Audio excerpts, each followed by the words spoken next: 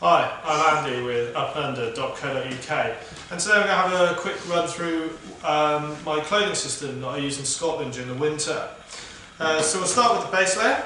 I use a Patagonia Capline 3 base layer. I find these ones give the best comfort, best wicking performance of all the base layers that we sell. I also quite like the ones with the zip necks. They just allow for a bit more venting on the walk-ins, or if I just get a bit hot on a climb, I can just sort of get a bit more air in there. Over the top of that, I use a Rab Power Stretch bib for my legs. These obviously cover my legs and obviously come up the body, so they give a bit more insulation around the torso. The other thing with these is they stop that sort of gap that you always get when you're reaching up and climbing, stop the snow and wind getting up in there. Over the top of that, I use the Patagonia Simple Guide Pants. Now these are actually a soft shell pant, they're not a hard shell, which a lot of people traditionally use. Now these have got a waterproof knee and a waterproof bum, so they're sort of waterproof where it counts. I find soft shell just to be tougher, it stretches, it gives you a bit more freedom of movement, and it's just sort of more breathable, and I find it dries a lot quicker as well. In all honesty, I've never actually been wet wearing these.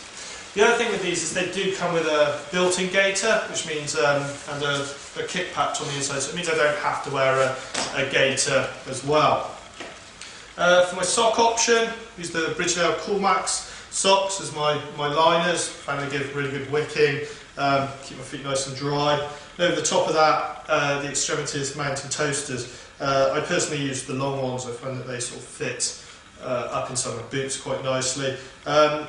Give really good warmth, insulation, and the major thing with them is they actually seem to hold that for quite a long period of time. A lot of thick socks flatten out and go a bit naff after a short period of time. I found those have actually lasted really, really well. On my top half, I've got a Marmot Dry Climb top. This is windproof, it's got a bit of water resistancy to it, it's got some fleece lining on the inside. I find this is really perfect just for sort of walking in, because you usually get quite hot and sweaty, but again it's still quite windy. And I find it just gives really good protection on the walk-in. Over the top of that, I then have Patagonia Ascensionist soft shell. Sadly Patagonia have stopped making these now.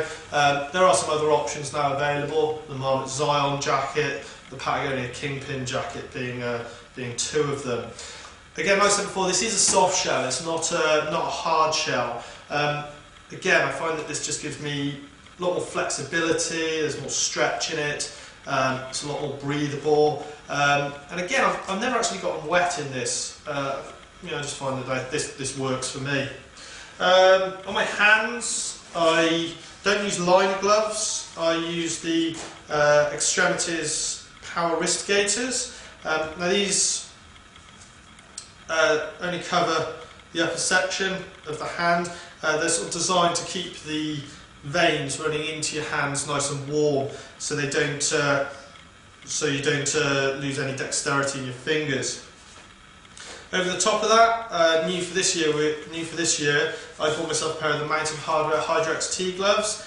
These have been made using a new form of waterproofing technology called OutDry, and these give an immense amount of dexterity for any waterproof glove I've ever come across. I've been really, really impressed with these. They've got sort of nice leather, so they're nice and tough and durable. They've also got a nice long gusset on them as well, so it's sort of my glove, my whole jacket fits inside there and it stops water getting in.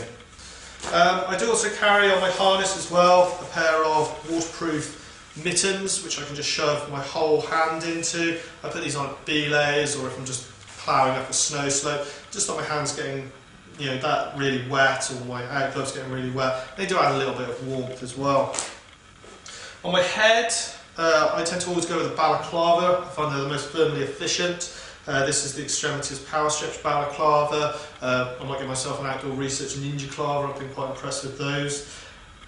Major thing here is obviously it covers the whole head, covers the neck, and these fit really well under helmets. I do also carry with me a buff. These are really, really handy. I can wear this around my head. just as a sort of sweatband if it's a slightly warmer day and I'm walking in, it just covers my ears and keeps them warm. Then I sort of pull it down around my neck, and I can pull it up over my nose and face when the wind gets up. Depending on the day, I do carry your standard woolly hat. I'll put this on over my balaclava, if it's a really nasty, really cold day. I tend to always try and find one that's reasonably thin, because at the end of the day it still does have to fit underneath the helmet. Then the final piece of clothing I wear is the belay jacket. Quite a few companies on the market make these. I just look for a really nice I try and find the best combination of thickness versus weight, because it is going to be carried for quite a lot of the day.